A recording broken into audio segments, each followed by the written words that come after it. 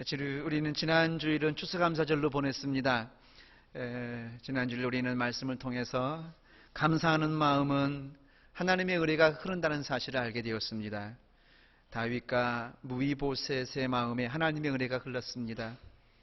그래서 원망하는 마음보다는, 또 미워하는 마음보다는 감사하는 마음으로, 그런 눈으로 상대방을 바라보았음도 알게 되었습니다. 사울왕의 정권이 무너지고 그 가문이 몰락했습니다. 새롭게 정권을 잡은 다윗은 사울왕의 남은 가족을 수소문해서 찾아냈고, 그래서 손자 무비보셋을 찾아냈습니다. 그리고 그를 바라보는 시선이 미움보다는 감사하는 마음, 은혜의 마음을 가지고 바라보았고, 다윗은 무비보셋에게서 사울왕의 모습을 보지 않고 요나단의 모습을 보려고 했습니다. 무엇이 다윗으로 하여금 요나단의 모습, 사울의 모습보다는 요나단의 모습을 볼 수 있는 눈을 갖게 했습니까? 그 마음에 하나님의 은혜가 흘렀기 때문입니다. 나 역시 죽은 개 같은 존재였지만 하나님이 나를 붙들어 주셨고 여기까지 인도해 주셨음에 대한 빚진 자 의식을 가지고 무비보셋을 바라볼 때에, 그 무비보셋 안에 두 가지의 모습이 있었지만은 부정적인 모습은 지워버리고 긍정적인 감사하는 모습을 바라보게 된 것입니다. 은혜가 은혜를 낳습니다. 빚진 자 의식을 가지고 있는 사람은 다른 사람을 대할 때에 너그러운 마음, 긍휼의 마음을 가지고 대하는 법입니다. 우리가 누구를 대하더라도 그 사람 안에는 항상 빛과 그림자가 있습니다. 하나는 사울의 모습과 하나는 요나단의 모습입니다. 하나는 미운 모습과 하나는 고마운 모습입니다. 그때 내 속에 하나님의 은혜가 흐를 때에 미운 모습은 보이지 않고 고마운 모습만 보일 것입니다. 그러나 내 마음에 하나님의 은혜가 말라버리면 고마운 모습은 보이지 않고 미운 모습만 클로즈업되어 보이는 것입니다. 그래서 여러분요, 우리는 먼저 내가 하나님의 은혜가 내 마음에 흐르게 해야 하는 줄로 믿습니다. 그럴 때에 우리는 은혜를 베풀 수 있습니다. 원망보다는 감사하게 됩니다. 근데 그렇게 내가 은혜를 베풀면 그 은혜는 반드시 선순환되어서 언젠가 다시 내게 돌아오게 되어 있습니다. 다윗이 무비보셋에게 은혜를 베풀었더니 몇 년이 지난 후에는 이제는 도로 무비보셋에게서 다윗에게 그 은혜가 선순환되어 돌아오지 않습니까? 여러분부터 그 하나님의 은혜의 선순환이 시작되기를 주님의 이름으로 축원합니다. 할렐루야, 축원합니다. 아멘. 오늘은 하나님을 기억하라는 제목으로 말씀 나눕니다. 오늘 본문은 이스라엘 지도자 모세가 죽기 전에 유언처럼 하는 설교가 신명기입니다. 그 중에 한 장면인데요. 지난 40년 동안 이스라엘 백성들을 광야의 길을 참 이끌고 왔습니다. 쉽지 않은 길이었을 것입니다. 하지만 하나님께서 지난 40년 동안 이스라엘 백성들을 광야에서 그들을 먹여주셨고 그리고 보호해 주셨습니다. 낮에는 구름 기둥, 밤에는 불 기둥으로 인도해 주셨고 그들을 광야 생활 속에서 하늘의 만나를 먹여주셨습니다. 때로는 반석에서 물을 내어 마시게 했습니다. 지금까지 여기까지 인도해 오신 하나님, 그런데 이제 이스라엘 백성들은 가나안 땅에 들어가야 됩니다. 하지만 모세는 그 땅에 들어가지 못합니다. 그래서 가나안 땅에 들어가면 이렇게 살기 원한다는 거는 유언과 같은 그런 설교가 바로 신명기입니다. 특히 오늘 18절 말씀에 이렇게 말합니다. 내 하나님 여호와를 뭐라고요? 기억하라. 내 하나님 여호와를 기억하라. 우리 따라하겠습니다. 내 하나님 여호와를 기억하라. 여러분 따라할 때 큰 소리를 따라하십시오. 하나님께서 그 고백도 들으실 줄로 믿습니다. 다시 한번 내 하나님 여호와를 기억하라. 아멘. 믿는 사람은요, 하나님을 잊어버리면은 그 신앙의 정체성이 흔들리게 됩니다. 하나님을 잊어버리면은 범사에 감사하는 삶을 살 수 없습니다. 하나님 잊어버리면 그 마음에 하나님의 은혜가 말라버립니다. 하나님과 멀어지게 됩니다. 그래서 모세는 이스라엘 백성들에게 가나안 땅에 들어가거든 하나님을 잊어버리지 말고 하나님을 기억하라고 말합니다. 이 설교를 들은 이스라엘 백성들은 아마 이렇게 생각했을 것입니다. 그럼요. 우리가 어떻게 하나님 믿을 수가 있겠습니까? 우리를 애굽에서 건져주시고 해방시켜주시고 그리고 그 험한 광야길을 인도해 주신 하나님, 반석에서 물을 내 마시겠고 하늘의 만나를 주어 먹게 했고 낮에는 구름 기둥과 밤에는 불기둥으로 인도해 주신 하나님을 우리가 어떻게 해줄 수 있겠습니까? 라고 반문했을 것입니다. 그러나 그들이 막상 가나안 땅에 들어갔을 때에 하나님을 잊어버리고 말았습니다. 하나님과 바알을 겸하여 섬기다가 하나님을 결국 잊어버리고 말았습니다. 우리도 마찬가지입니다. 어떻게 우리가 하나님을 잊을 수 있겠습니까? 독생자 예수 그리스도를 이 땅에 보내주시고 그 험한 십자가를 지시게 하시고 우리의 모든 죄값을 치르시고 우리의 죄를 씻어주시며 하나님의 자녀로 삼아주신 그 하나님의 은혜를 우리가 어떻게 잊을 수 있겠습니까? 그러나 실상은 우리의 신앙생활은 예배를 드릴 때는 하나님을 기억하는 것 같지만은 예배 드리고 집에 가고 나면은 일주일 내내 하나님을 잊어버리고 살고 있지는 않습니까? 하나님을 잊어버리고 사니 점점 그 심령이 메말라갑니다. 하나님의 은혜가 메말라갑니다. 감사도 동시에 말라버리는 것입니다. 누가 범사에 감사할 수 있습니까? 하나님을 기억하는 사람이 하나님을 감사할 수 있는 것입니다. 하나님의 은혜를 생각할 때는 하나님께 감사할 수 있는 것입니다. 여러분, 생각이 중요합니다. 그래서 감사하다는 그런 영어 단어 thanks죠. 그 단어가 생각하다는 단어 think와 같은 어원을 가지고 있다고 합니다. 결국 감사는 생각의 열매인 것입니다. 우리의 생각이 감사로 이어지게 되는 것입니다. 똑같은 상황 속에서 어떤 사람은 감사합니다. 어떤 사람은 불평합니다. 왜요? 생각이 다르기 때문입니다. 감사는 생각의 열매입니다. 우리가 하나님을 생각하고 하나님의 은혜를 생각하면 감사를 하게 됩니다. 감사의 말을 하고 감사 찬양을 부르게 됩니다. 그래서 성경은 오늘 우리에게 내 하나님 여호와를 기억하라 이렇게 말하고 있습니다. 사람들이 언제 하나님 잊어버립니까? 12절 14절 말씀 한번 읽어보겠습니다. 시작.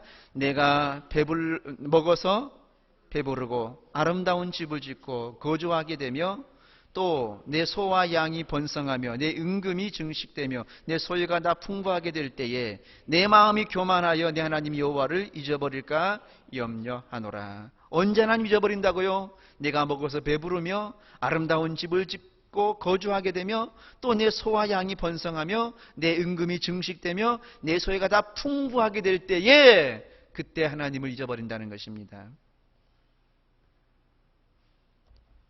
인간은 어쩔 수 없습니다. 생활이 안정되고 풍요로워지면 하나님 잊어버리게 됩니다. 그래서 예수님은 부자가 하나님 나라에 들어가는 것이 낙타가 바늘길로 들어가는 것보다 어렵다고 말씀하신 이유가 거기 있습니다. 사람은 병들고 가난하고 힘들고 어려울 때는 하나님을 의지합니다. 기도가 간절해집니다. 그러나 배부르고 부요해지고 평안해지면은 기도해도 간절함이 없습니다. 하나님을 의지하지 않습니다. 그래서 교회의 부흥과 그 나라의 국민소득은 밀접한 관계가 있다고 합니다. 대개 국민소득이 만불이 될 때까지는 교회가 급속도로 성장하다가 만불을 넘어서면은 교회의 부흥은 정체가 되고 2만불을 넘어서면은 교회의 부흥은 하강 곡선을 긋는다고 합니다. 우리나라도 마찬가지입니다. 우리나라가 1980년에 만불을 넘었었습니다. 그리고 1988년 88 올림픽 때에 2만 불을 돌파했습니다. 그리고 지금 2012년은 3만 불을 향해 가고 있습니다. 3만 불을 넘어섰죠. 여러분, 우리나라의 교회 부흥도 1980년까지는 급속도로 진행이 됐습니다. 지금 30년 전입니다. 그러나 1990년 들어서면서부터 교회 부흥은 정체가 되었습니다. 그리고 2000년 들어서부터는 거꾸로 줄기 시작을 했습니다. 얼마나 많은 사람들이 교회를 떠나고 있는지 모릅니다. 많은 사람들이 교회를 떠나면서 하는 말이 교회가 너무 타락했다고 말합니다. 그러나 그것은 핑계입니다. 교회가 타락하기 때문에 떠나는 것이 아니라 먹고 살만 하기 때문에 하나님 필요치 않는 것입니다. 결국 생활이 풍요로워지니까 떠나는 것입니다. 단칸방에 살 때는 그렇게 교회에 나가서 온 밤을 지새우며 기도하지 않았습니까? 저는 지금도 기억이 납니다. 지금부터 3, 40년 전에 처음 신앙생활 시작할 때의 그때의 모습. 그때는 금요 철야기도를 했습니다. 금요 철야기도는 정말 말 그대로 온 밤을 세워서 기도했습니다. 언제까지? 토요일날 새벽 예배 때까지 기도했습니다. 그리고 그게 기도하다가 또 찬양 부르고 또 안 되면 컵라면도 끓여 먹어가면서 그렇게 온 밤을 철야를 하면서 그렇게 매주 기도를 했던 것 같습니다. 그게 대부분의 교회들이 그러한 신앙의 풍속도였습니다. 그러나 지금 그렇게 기도하자 그러면요, 다 교회 떠나갈 겁니다. 그 당시에 사는 우리 국민의 삶이 참 어려웠습니다. 제가 기억하기로는 지금 초등학교인데 국민학교 다닐 때 그때 아이들이 참 많았던 것 같아요. 학교에 한 반에 아이들이 90명까지 있었습니다. 90명. 그리고 한 학년에 아이들이 18반 정도 됐습니다. 그러니까 얼마나 아이들이 많습니까?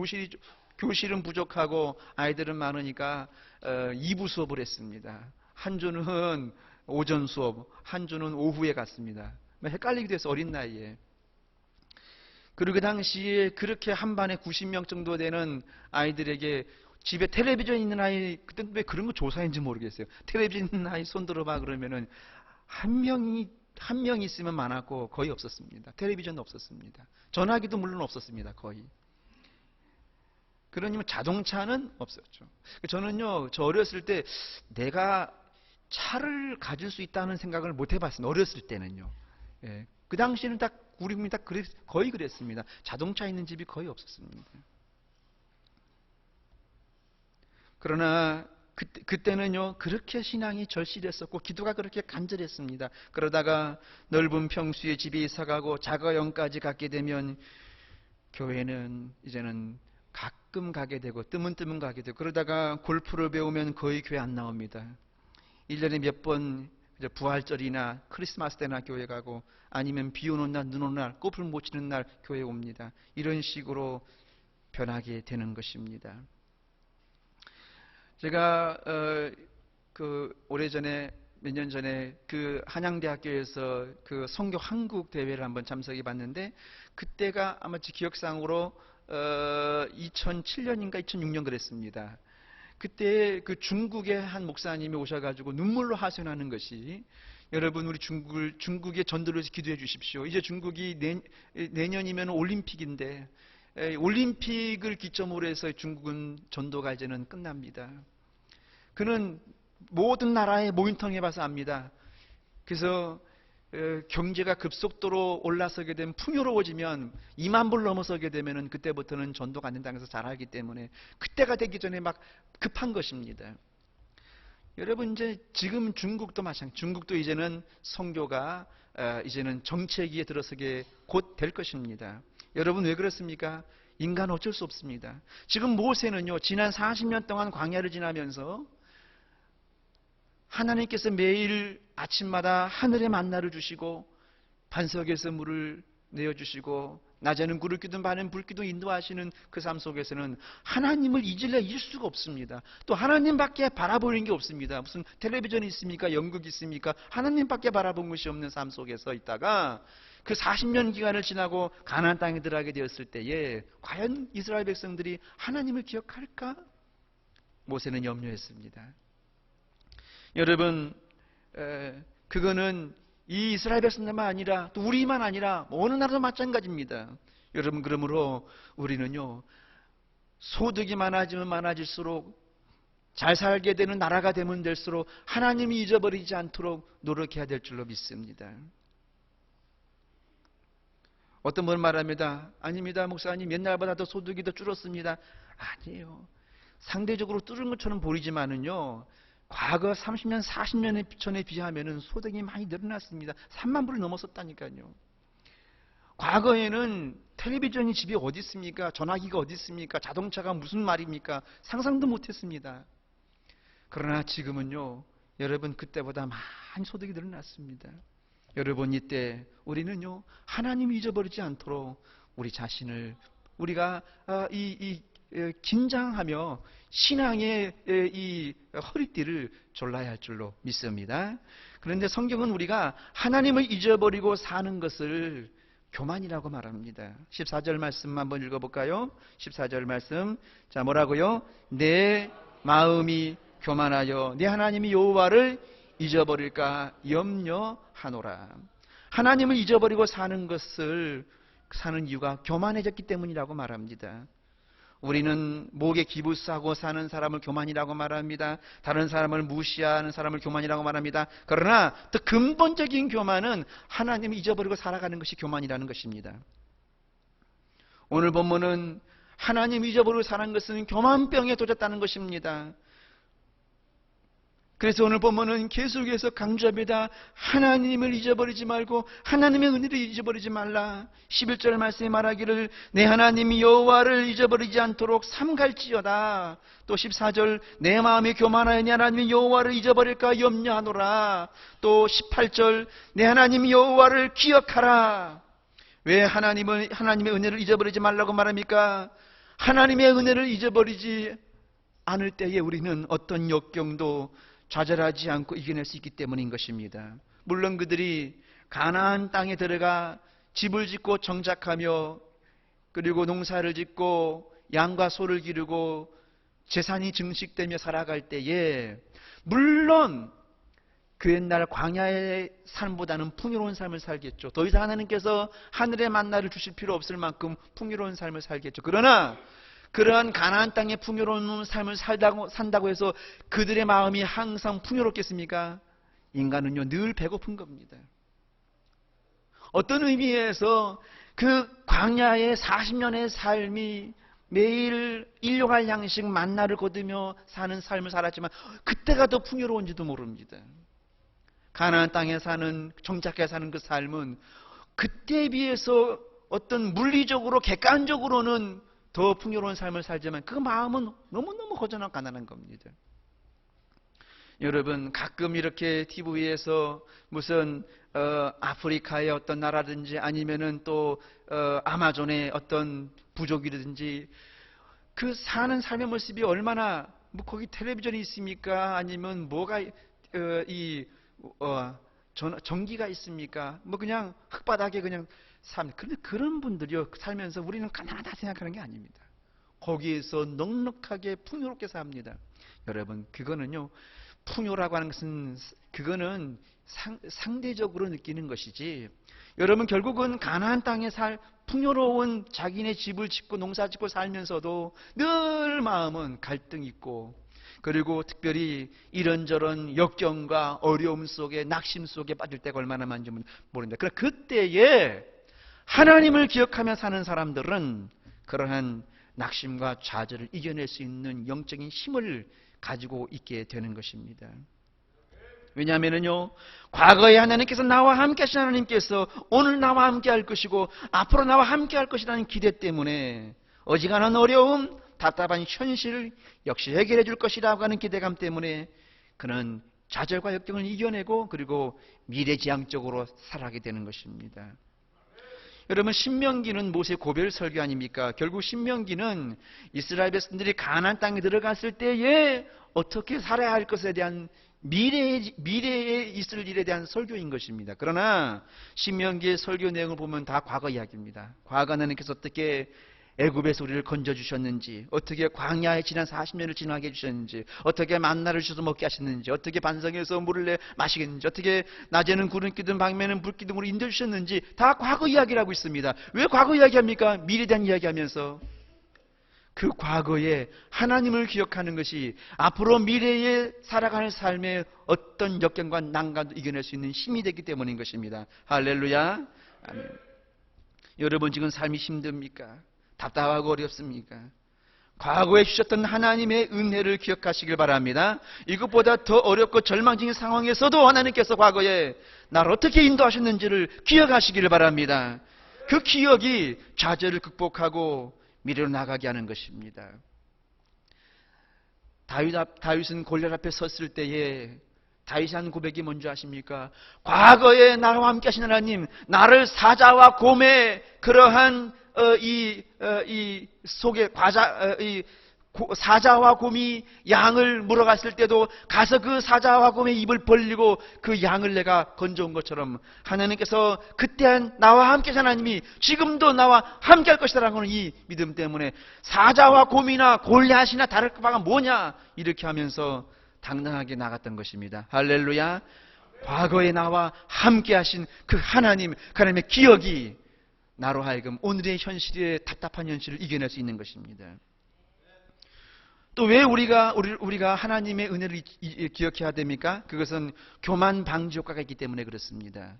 12절 13절 말씀을 같이 한번 읽어보겠습니다. 시작. 네가 먹어서 배부르고 아름다운 집을 짓고 거주하게 되며 또 내 소와 양이 번성하며 내 은금이 증식이 되며 내 소유가 다 풍성하게 될 때에, 이럴 때에 어김없이 찾아오는 것이 무엇입니까? 교만병입니다.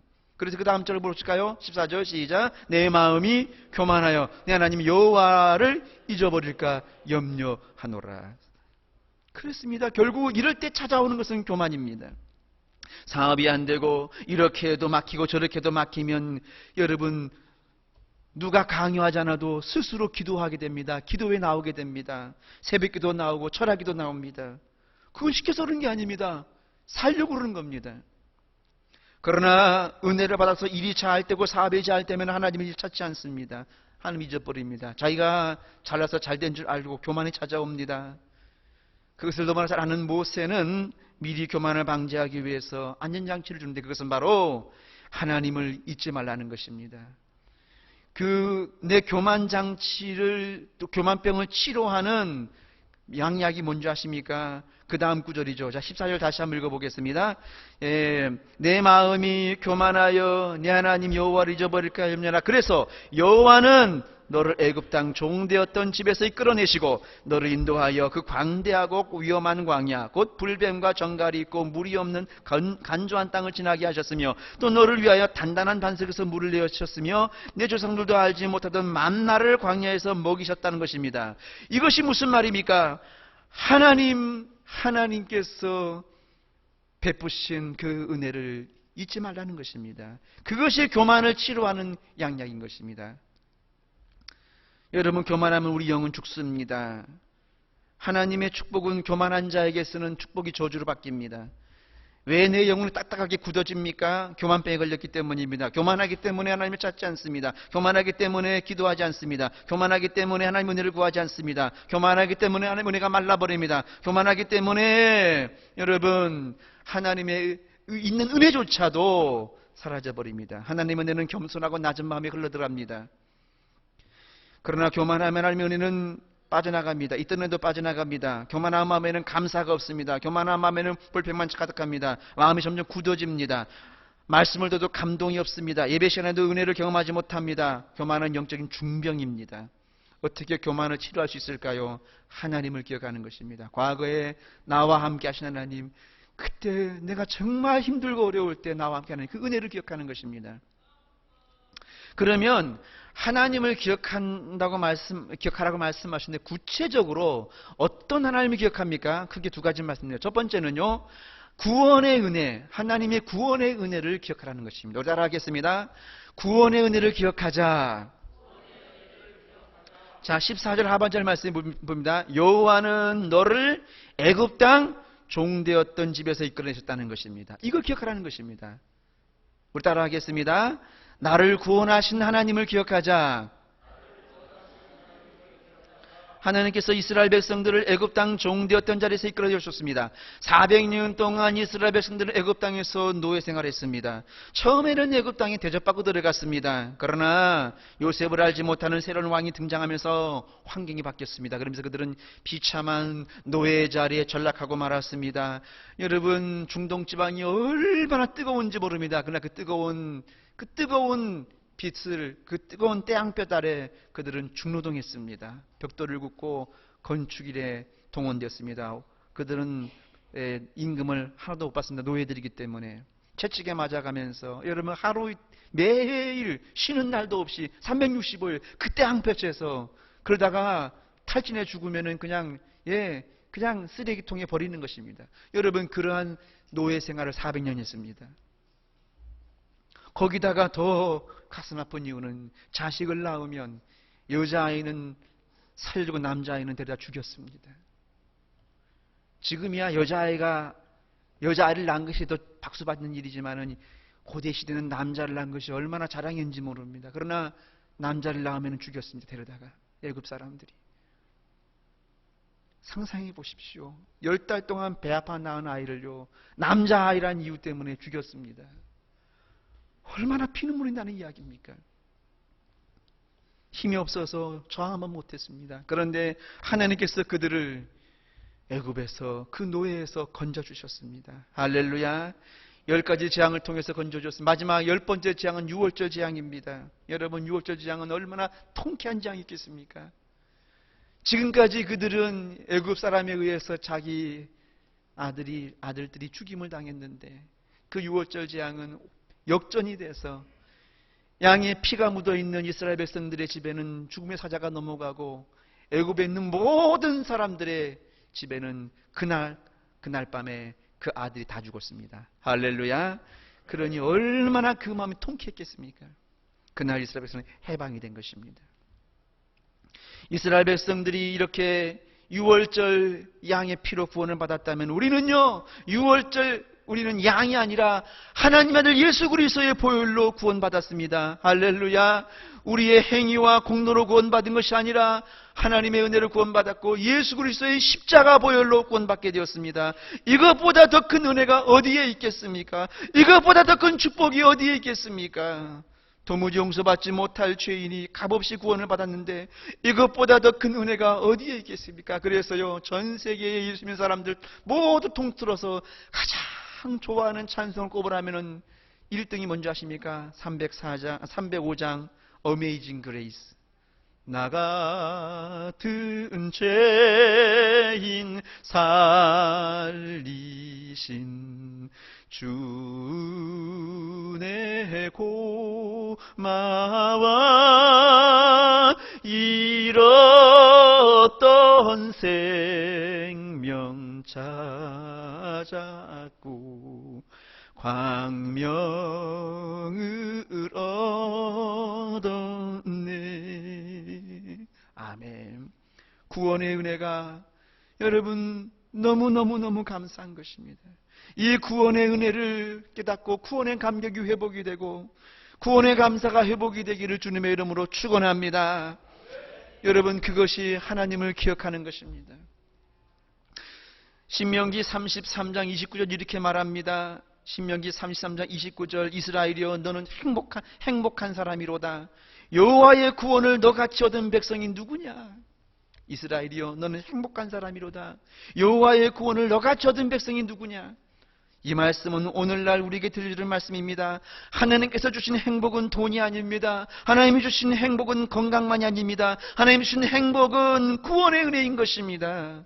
네가 정말 구원받았다면 너는 행복한 사람이로다.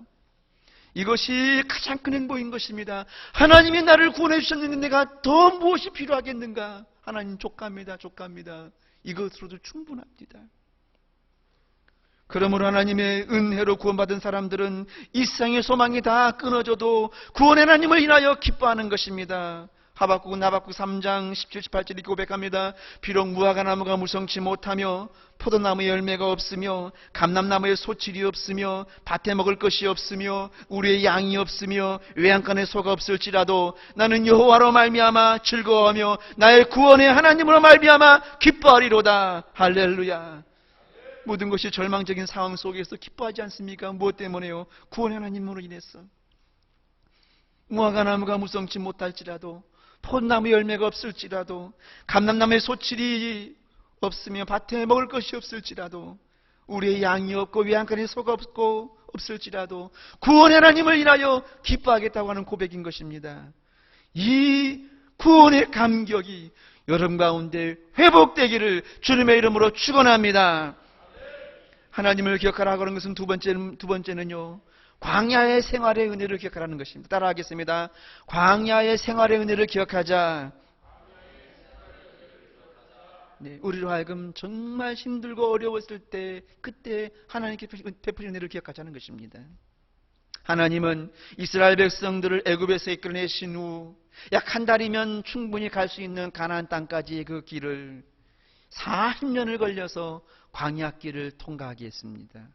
15절 말씀 한번 읽어볼까요? 15절 시작. 너를 인도하여 그 광대하고 위험한 광야 곧 불뱀과 정갈이 있고 물이 없는 간조한 땅을 지나게 하셨으며 또 너를 위하여 단단한 반석에서 물을 내셨으며. 여러분, 광야는 척박한 땅이고 광활한 땅이고 길이 없는 땅입니다. 뱀과 정갈의 위험이 있습니다. 광야는 농사 지을 수도 없습니다. 광야는 낮과 밤의 기온차가 심합니다. 그래서 낮에는 태양볕에 숨을 쉴 수 없고 그 열기에, 밤에는 추워 덜덜 떨어야 됐습니다. 먹을 것이 없습니다. 광야는 마실 물도 없습니다. 한마디로 광야는 하나님의 도우심 없이는 살 수 없는 곳이 바로 광야입니다. 여러분, 우리 중에 광야의 길을 걷고 있는 분 있습니까? 인생의 길이 힘들고 살아갈 용기조차 잃은 분 있습니까? 한 해를 돌아올 때에 1년 내내 물질 때문에 어려움 당한 분도 있습니까? 1년 내내 질병 때문에 어려움 당한 분 있습니까? 1년 내내 남편의 핍박이나 또 자식 때문에 또 여러 가지 힘든 어려운 연단 받으신 분 있습니까? 왜 하나님께서 우리에게 이러한 광야의 길을 걷게 하십니까? 모세는 그 이후로 16절에 이렇게 말하고 있습니다. 16절. 내 조상들도 알지 못하던 만나를 광야에서 내게 먹이셨나니 이는 다 너를 뭐라고요? 낮추시며 너를 시험하사 마침내 내게 복을 주려 하심이었느니라. 이는 다 너를 낮추시며 너를 시험하사 마침내 내게 복을 주려 하심이었느니라. 여러분, 이것이요 16절인데 여러분 그 앞에 있는 2절 3절도 한번 읽어볼까요? 2절 3절 시작. 내 하나님 여호와께서 이 40년 동안에 내게 광야길을 걷게 하신 것을 기억하라. 이는 너를 낮추시며 너를 시험하사 내 마음이 어떠한지 그 명령을 지키는지 지키지 않는지 알려 하심이라. 너를 낮추시며 너를 줄이게 하시며 또 너도 알지 못하며 내 조상들도 알지 못하던 만나를 내게 먹이신 것은 사람이 떡으로만 사는 것이 아니요 여호와의 입에서 나오는 모든 말씀으로 사는 줄을 네가 알게 하려 하심이니라. 아멘. 여러분, 그것입니다. 너를 낮추시며 너 조상들도 알지 못하던 만나를 먹이신 것은, 만나는 뭡니까? 풍족한 삶이 아닙니다. 일용할 양식이죠. 그것은 너를 낮추시며 너를 시험하사 사람이 떡으로만 사는 것이 아니라 하나님의 입에서 나오는 말씀으로 사는 줄 알게 하려 하심이고 마침내 내게 복을 주려 하심이라고 말씀하고 있습니다. 할렐루야. 하나님께서 우리를 광야길을 걷게 하신 것은 낮추기 위함이었다고 말씀하시는데 왜입니까? 겸손해질 때 하나님의 복을 받을 그릇이 되는 것입니다. 하나님의 복은 겸손한 자에게 흐릅니다. 그러나 내 힘으로는 낮아질 수 없기에 하나님께서 광야의 길을 걷게 하신 분을 낮아지게 하신 것입니다. 광야에서는 오직 하나님만 바라보는 가난한 심령이 됩니다. 그럴 때 하나님의 은혜는 여러분 가운데 부어지게 될 것입니다. 그러므로 여러분, 광야길을 걷습니까? 왜 나만 겪는 고난이라고 불평하지 마십시오. 왜 나에게만 광야길을 건다고 원망하지 마십시오. 하나님께서 여러분에게 복을 주시려고, 마침내 복을 주시려고 여러분 준비시키고 다듬는 기간입니다. 왜 나만 겪는 고난이냐고 불평하지 마세요. 고난의 뒤편에 있는 주님이 주실 축복 미리 보면서 감사하세요. 너무 견디기 힘든 지금 이 순간에도 주님이 일하고 계시잖아요. 남들은 지쳐 앉아 있을지라도 당신만은 일어서세요. 힘을 내세요. 힘을 내세요. 주님이 손잡고 계시잖아요. 주님이 나와 함께함을 믿는다면 어떤 고난도 이길 수 있잖아요. 할렐루야. 여러분, 성경에 보면은요, 하나님의 손에 붙들린 바디에 쓰임받은 사람들 한결같이 광야길을 통과했습니다. 모세가 그랬습니다. 모세가 하나님께 부름받기 전 40년을 미디안 광야에 그 광야길을 통과했습니다. 얼마나 외로운 시간이었겠습니까? 그 40년. 그 광야길을 통과하고 모세는 얼마나 위대하게 쓰임받았습니까? 다윗도 마찬가지입니다. 감성이 예민한 청소년기에 모진 고난을 받으며 한 나라의 절대 권력자가 그를 잡아 죽이려고 하는 그 십수년 동안의 도망자의 삶, 고달픈 삶.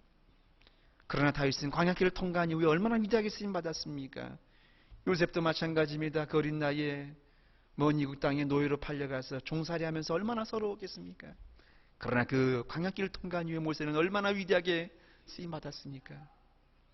그러므로 불같은 시험을 만났을 때 낙심하지 마십시오. 오히려 시련을 만났을 때 기뻐하십시오. 그리고 하나님께 무릎을 꿇고 기도의 자리로 나오십시오. 환난은 인내는 연단은 소망을 이루게 될 것입니다. 하나님께서 우리에게 광야길 허락하신 것은 우리를 낮추기 위함입니다.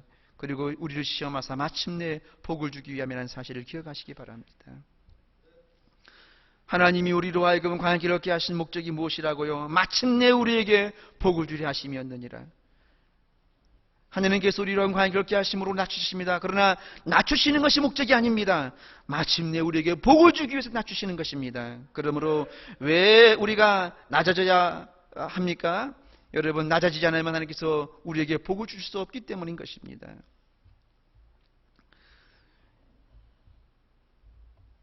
그래서 사람의 끝이 하나님의 시작이라는 말이 있습니다. 광야의 길은 우리에게 벼랑 끝같이 느껴지지만 그것이 바로 하나님의 축복의 시작이 되는 시작점입니다. 그러므로 광야의 은혜를 주신 하나님을 기억하시며 감사하시기 바랍니다. 왜 나만 겪는 고난을 불평하지 마시고 광야의 은혜를 주신 하나님을 감사하십시오. 감사는 믿음의 척도입니다. 감사는 하나님의 축복의 문을 엽니다. 감사는 더 큰 감사의 씨앗이 됩니다. 감사는 우리의 광야길을 찬송하며 걷게 합니다. 감사는 광야에서 세민하게 합니다. 그래서 우리 가슴을 시원케 하는 생수를 마시게 합니다. 감사는 마침내 하나님의 복을 받도록 닫혔던 하늘의 문을 열게 하는 것입니다. 할렐루야. 이제 말씀을 마칩니다. 이 세상에 근심 걱정이 없는 사람이 어디 있겠습니까? 그러나 근심 걱정이 내 인생을 지배하면 우리는 한없이 불행해질 것입니다. 걱정, 의심이 내 인생을 지배하면 우리는 있는 것마저 빼앗겨 버릴 것입니다. 성경은 말합니다. 여호와를 기억하라. 하나님을 잊어버리면 우리 신앙도 힘을 잃습니다. 그러나 하나님을 기억하면 우리의 신앙은 새 힘을 얻게 될 것입니다. 마치 세겜에서 야곱이 인생의 큰 위기를 만났을 때에 딸이 강간을 당하고 아들들이 살인자들이 되었을 때에 그리고 가문이 몰살당하는 위기에 몰렸을 때에 야곱은 20년 전에 내가 힘들고 어려울 때 돌베개 할 때 나를 만나셨던 그 하나님을 기억하면서 내가 베델로 올라가리라. 창세기 35장 1절 하나님이 야곱에게 이르시되 일어나 베델로 올라가서 거기 거주하며 내가 내 형 에서의 낯을 피하여 도망하던 때에 내게 나타났던 하나님께 거기 제단을 쌓으라 하는지라. 할렐루야. 그렇게 야곱이 하나님을 기억하고 다시 베델로 올라갈 때 야곱은 모든 것이 회복이 되었습니다. 절망에서 일어설 수 있었습니다. 20년 전 하나님을 기억한 것입니다. 여러분, 베델 하나님을 기억하시기 바랍니다.